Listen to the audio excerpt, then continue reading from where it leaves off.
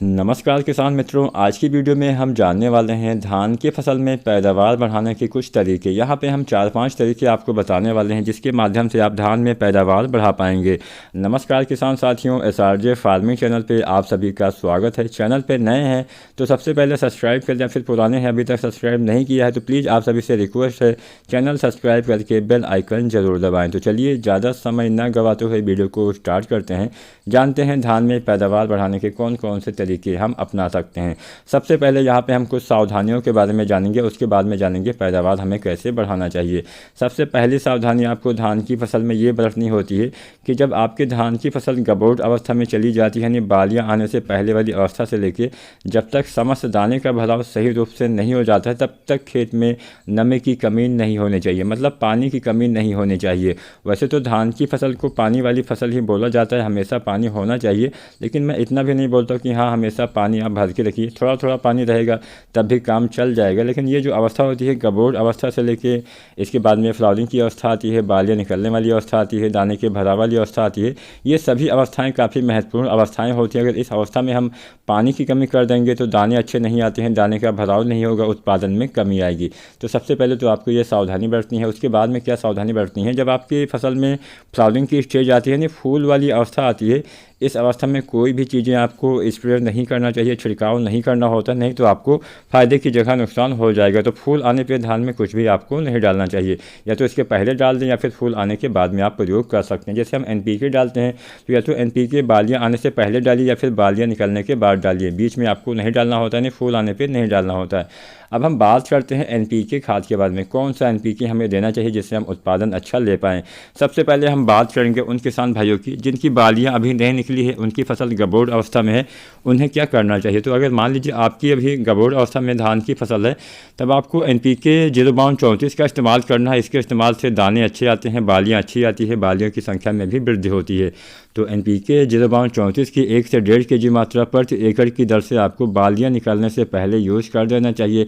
इसके इस्तेमाल से काफ़ी बढ़िया लाभ आपको मिलने वाला है। किसान साथियों, इसके साथ में आप बोरोन खाद का भी इस्तेमाल कर सकते हैं। बोरोन 20% वाली जो आती है, इसका इस्तेमाल करेंगे तो दाने का भराव सही रूप से हो पाता है, पोलिनेशन सही से होता है। पोलिनेशन अगर सही से होगा, मतलब जो परागण प्रक्रिया होती है, जो फूल से दाने बनने वाली प्रक्रिया होती है, वो अगर अच्छे से होगी तभी आपके दाने का भराव सही रूप से हो पाएगा। कई बार ऐसा भी होता है कि हमारे बालियाँ काफ़ी अच्छी आती हैं, बालियों में दाने भी काफ़ी अच्छे आते हैं, लेकिन दाने का भराव नहीं हो पाता है, काफ़ी ज़्यादा दाने खाली रह जाते हैं। आप इतना मान के चलिए कि जितना प्रतिशत दाना खाली रह जाएगा उतना प्रतिशत उत्पादन भी आपको कम मिलने वाला है।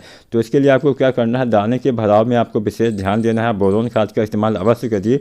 बोरोन 20% की 100 से 150 ग्राम मात्रा ही आपको यूज़ करना है, ज़्यादा मात्रा भी नुकसान करेगा। तो इतनी ही मात्रा का इस्तेमाल आपको धान की फसल में स्प्रे के रूप में करना चाहिए, काफ़ी अच्छा लाभ मिलने वाला है। तो बोरोन को भी आपको जब आप NPK 0:34 गबोट अवस्था में डालते हैं, उसी के साथ में बोरोन 20% वाले की 100 से 150 ग्राम मात्रा आपको स्प्रे कर देना है, छिड़काव कर देना है। यहाँ पे एक खाद का इस्तेमाल आप और कर सकते हैं। कई बार क्या होता है कि बालियाँ आने से पहले हमारे धान के पत्ते पीले हो जाते हैं, नाइट्रोजन की कमी दिख जाती है।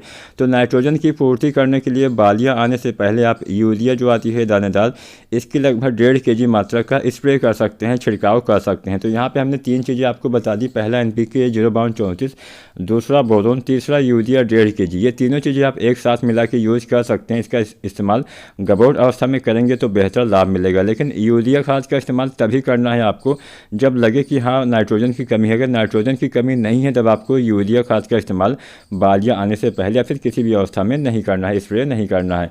इसके बाद में किसान साथियों, जब बालियाँ निकल जाती हैं तो फूल आने पे तो कुछ नहीं देना चाहिए। फूल आने के बाद दाने के भराव के समय 2 तरह के NPK आते हैं जिनका हम इस्तेमाल करते हैं। सबसे पहला NPK हम अगर जानें तो वो है 0050, जिसमें 50% पोटेशियम पाया जाता है, 17.5% सल्फर पाया जाता है। इसके इस्तेमाल से दाने का भराव अच्छा होता है, सारे दाने अच्छे से भर जाते हैं, दाने में चमक आती है, दाने में वजन बढ़ता है, आपको अच्छा और ज़्यादा पैदावार मिलता है। तो इसका इस्तेमाल दाने के भराव के समय किसान साथियों आपको करना होता है। इसकी आपको 1 से 1.5 kg मात्रा प्रति एकड़ की दर से आपको यूज़ करना चाहिए। यहाँ यहाँ पे एक NPK और आता है जिसको हम 13-0-45 के नाम से जानते हैं, लेकिन इसका इस्तेमाल कब करना है? इसका इस्तेमाल भी बालियाँ आने के बाद ही करना होता है, दाने के भराव के समय ही करना चाहिए।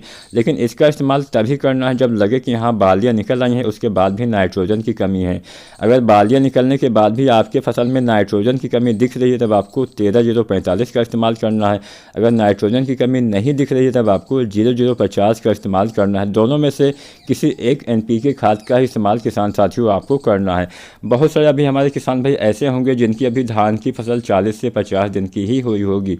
तो अगर आपकी धान की फसल अभी मात्र 40 या 50 दिन के आसपास की है तो यूरिया की आखिरी खुराक आपको अवश्य देना है। 30 से 40 किलोग्राम दानेदार यूरिया का इस्तेमाल आपको करना है। इसके साथ साथ किसान भाइयों पोटास की पूर्ति भी आपको करनी होती है। 40 से 50 दिन पे 15 से 20 kg पोटास आपको देना होता है, लेकिन दोनों खादें अलग अलग डालनी है, एक साथ आपको प्रयोग नहीं करना है। अगर अच्छी जानकारी आज की वीडियो आप सभी को पसंद आई हो लाइक करें, शेयर करें और चैनल को सब्सक्राइब जरूर करें। धन्यवाद।